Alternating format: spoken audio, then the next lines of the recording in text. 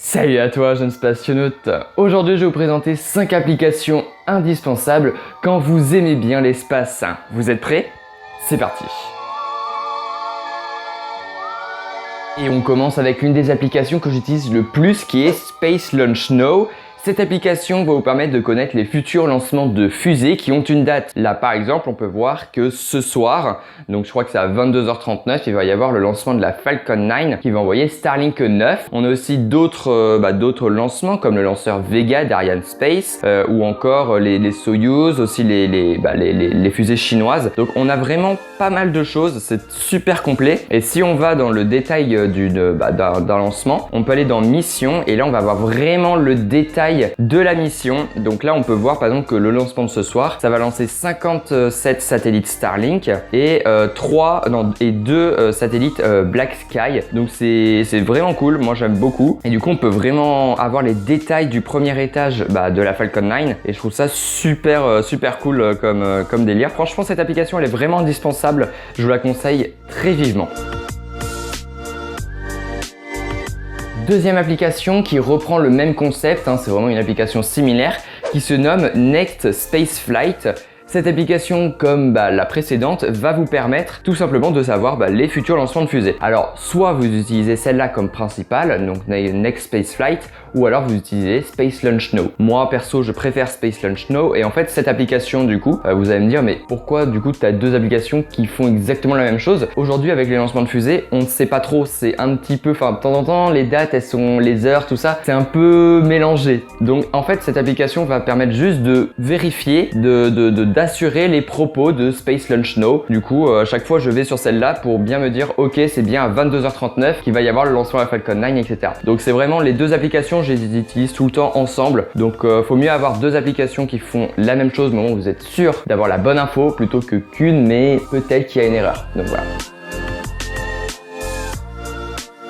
Et on continue avec Even Above qui est l'une aussi de mes applications préférées, voire mon application préférée. Cette application va vous permettre de savoir exactement quand des satellites vont passer dans le ciel. Et c'est super utile là, imaginons une carte du ciel en direct. Bon, normalement il n'y a rien parce que je tourne en plein jour. Mais la nuit en fait vous allez avoir plein de petits satellites et quand vous allez cliquer sur un satellite, vous allez avoir son orbite. C'est génial. La particularité de cette application c'est que quand je dirige vers le ciel, vous avez un petit indicateur qui vous indique exactement où vous êtes dans le ciel. Donc si vous voyez un satellite et vous voulez savoir exactement où il est, eh bien vous essayez de pointer le ciel, etc. Et normalement ça va vous pointer exactement vers le satellite.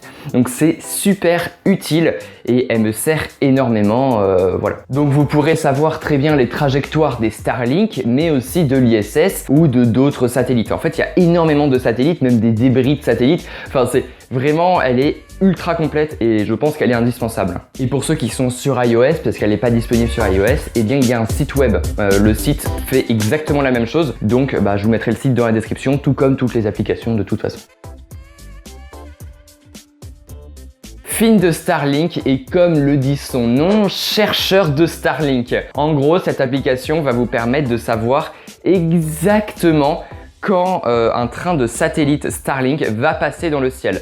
À quelle heure, de où à où, et c'est vraiment génial si vous voulez un jour observer un satellite Starlink.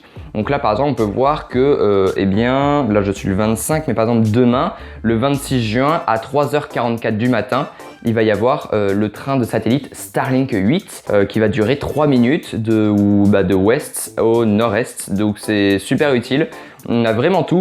Et moi ce que je vous conseille en fait c'est si vous voulez voir un train de satellite Starlink, je vous conseille de télécharger cette application. Vous regardez les horaires, etc. Une fois que vous avez les horaires, vous allez sur l'application Even Above et ensuite vous regardez tout simplement à quelle heure et vous allez voir tous les satellites passer et là du coup vous pourrez pointer exactement là où ils passent, la trajectoire où ils passent. Et là, bim, dans le mille et vous allez les voir normalement. Donc c'est vraiment génial. Les deux applications sont vraiment très liées. Et on termine avec Starwalk 2 qui va vous permettre, un peu avec le même concept qu'Even Above, d'observer, cette fois-ci pas des satellites, mais le ciel étoilé.